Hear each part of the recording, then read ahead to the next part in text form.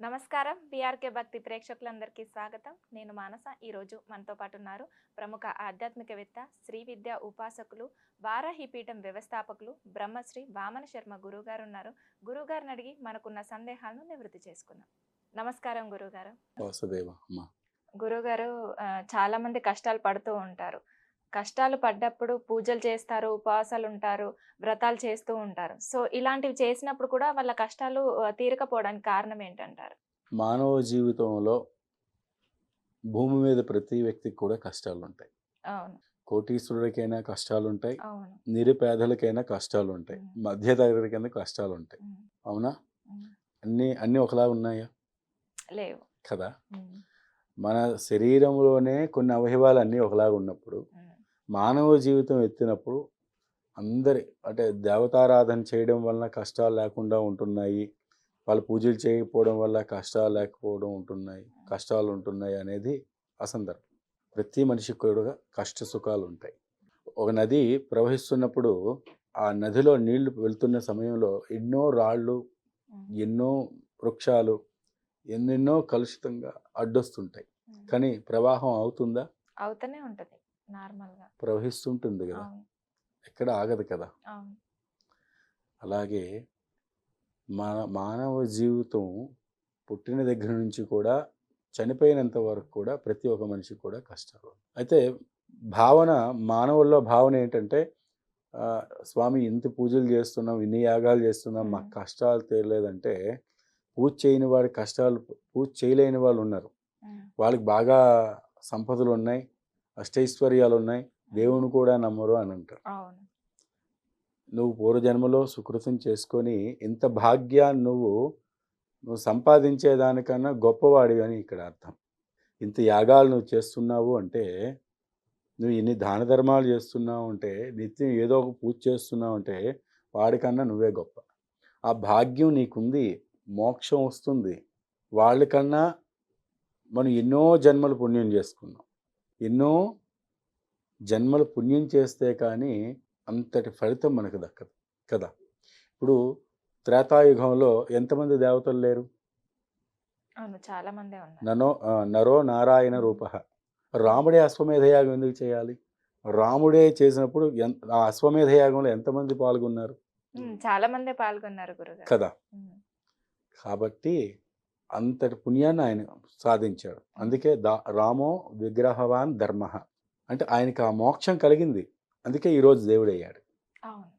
అవునా? అందుకే మనం అందరం ఆరాధన చేస్తున్నాం. హ్మ్. కదా! అవును. నారాయణుడు నరు నరరూపం. హ్మ్. నరరూపం అంటే ఏమిటి? మానవ రూపంలో జన్మించారాయన. నారాయణ స్వరూపమే. ఆయన అన్ని కష్టాలు పడినా అంత పెద్ద యాగాన్ని చేశారు చూసావా? అంటే ఈరోజు మన కలియుగంలో రాముడు అని మనందరి మధ్యలో ఉందా? హ్మ్. అలాగే ఈ పూజ చేసిన వాళ్ళకి కూడా కష్టాలు తీరకపోవడం కాదక్కడ. అయినా నాకు చేయడం వల్ల నువ్వు సుఖ సంతోషాలతో ఉన్నత స్థాయికి నువ్వు ఉండేంత వరకు కూడా చచ్చిన తర్వాత ఇంత పేరు తెచ్చుకొని వెళ్తావు అని ఆదరణ అన్నమాట. పూజ చేయని వాళ్ళకేమిటి? వాళ్ళకి ఎన్నెన్నో కష్టాలుంటాయి. 4 గోడల మధ్య నేనుంటాను. అవతల నుంచి "అమ్మా! నువ్వు రా అంటే రాగలవమ్మా? శబ్దం వినిపిస్తుందా?" ఆహా! వినిపించదు. వినిపించదు. హ్మ్. అలాగే ఆ పూజ చేయని వాడు ఎవరితో చెప్పుకోలేడు కష్టాలు. హ్మ్. ఈ పూజ చేసిన వాడి కష్టాలు చెప్పుకోవడం వల్ల మార్గం అనేది తెలుస్తుంది. అందుకే పూజ చేయడానికి, పూజ చేయకపోవడానికి కష్టాలు సమస్య కాదు. భగవంతుడు రాసింది కొంత, మనం స్వయంకృతంగా వచ్చేది కొంత. ఈరోజు మన స్టూడియోకొచ్చాను. హ్మ్. మొన్న అవ్వాల్సింది ఈ ఈ కార్యక్రమం. ఈరోజు హ్మ్. ఎందుకయ్యింది? అంటే మానవ ప్రయత్నంగా ఆయనకేదో కొంచెం సమస్యొచ్చింది. హ్మ్. మనం ధర్మబద్ధంగా, దైవ స్వరూపంగా వెళ్ళి ఆధ్యాత్మికంగా ఆలోచించుకుంటే ఈరోజు మనకి జరిగింది. ఓకే. అలాగే భగవంతుడికి చేసినంత మాత్రాన కష్ట సుఖాలు కాదు.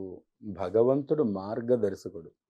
ఆ మార్గాన్ని హ్మ్. ఎంచుకొని వెళ్ళమంటాడు. అవును. అవునా? అవును. ఉదాహరణకి వాయువు ఉంది. హ్మ్. ఈ వాయువు కనిపిస్తుందా? కనిపించదు. కనిపిస్తే ఏమిటవుతుంది? ప్రపంచం ఆగిపోతుంది. హ్మ్. శబ్దం వినిపించదు. ఇప్పుడు నా మాట మీకు వినిపించదు. హ్మ్. అవునా?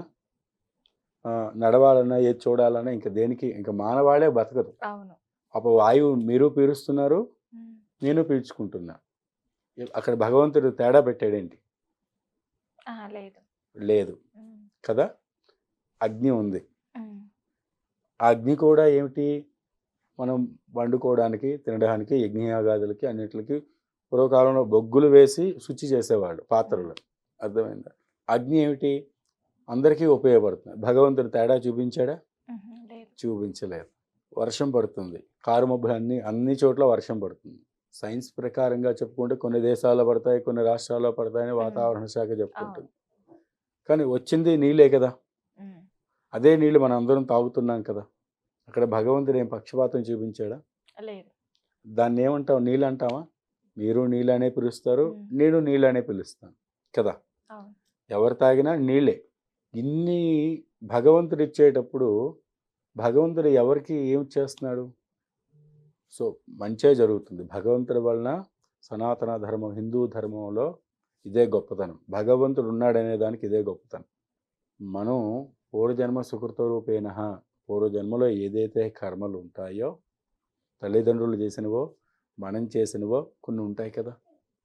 దాన్ని బట్టి మనం కష్ట సుఖాలు అనుభవిస్తాం. కోటీశ్వరుడైనా వాడి ఇంట్లో ఖచ్చితంగా కష్టం ఉంటుంది, సుఖం ఉంటుంది.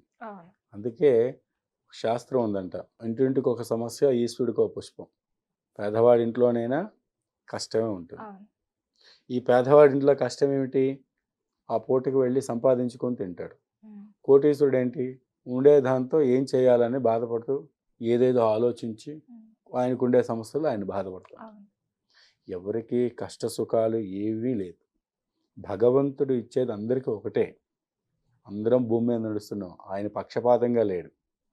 మనం చేసుకునే కర్మానుష్ఠానం, మనం చేసుకునే పూర్వజన్మ సుకృతం వల్ల మంచి చెడులు అనేది వస్తుంటాయి. ఏది ఎప్పుడు ఇవ్వాలో అప్పుడే ఇస్తాడు. అంతే. ఒకవేళ మనం తప్పులు చేసినా కూడా కర్మ అనేది రిటర్న్లో వస్తూనే ఉంటుంది. అంతే కదా! ఇప్పుడు జ్వరం వచ్చింది, వైద్యుడి దగ్గరికి వెళ్తే ఏమిటవుతుంది? ఒక ఇంజెక్షన్ వేస్తారు, జ్వరం తగ్గుతుంది. ఈ తప్పులు లేకపోతే ఒక తప్పు చేసాం, ఉదాహరణకి ఏదో దేవాలయంకి వెళ్ళామో మంచో చెడో అక్కడ జరిగిపోయింది, ఓ దీపం కొండెక్కిపోయింది అనుకుంటాం, కొబ్బరికాయ చెడిపోయింది అనుకుంటాం కదా! ఏదో తెలుసో తెలియక అసత్యం ఆడామనుకుంటాం. దానికి పరిష్కారం ఏమిటి? మనం సరిదిద్దుకోవాలి. అయ్యో ఈరోజు ఈ తప్పు జరిగిందే, రేపు ఇంకో తప్పు జరగకూడదు అనేది మన బ్రెయిన్లో వస్తుంది కదా. అలాగా ఎవరికి ఎప్పుడు భగవంతుడు ఇవ్వాలో ఆ తప్పును సరిదిద్దుకునేది మనలో ఉంటుంది. భగవత్ సంకల్పం ఎప్పుడు కూడా భగవంతుడు అందరినీ ఆయురారోగ్యాలతో ఉండమనే చెప్తాడు. అదే మన హిందూ ధర్మంలో గొప్పతనం. హిందూ ధర్మం అంటే ఏమిటి?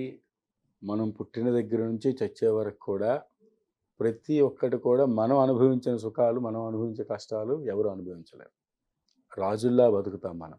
ఎక్కడికి వెళ్ళినా మనకొక రామబాణం లాంటి శక్తి ఉంటుంది. అదే హిందూ ధర్మంలో గొప్పతనం.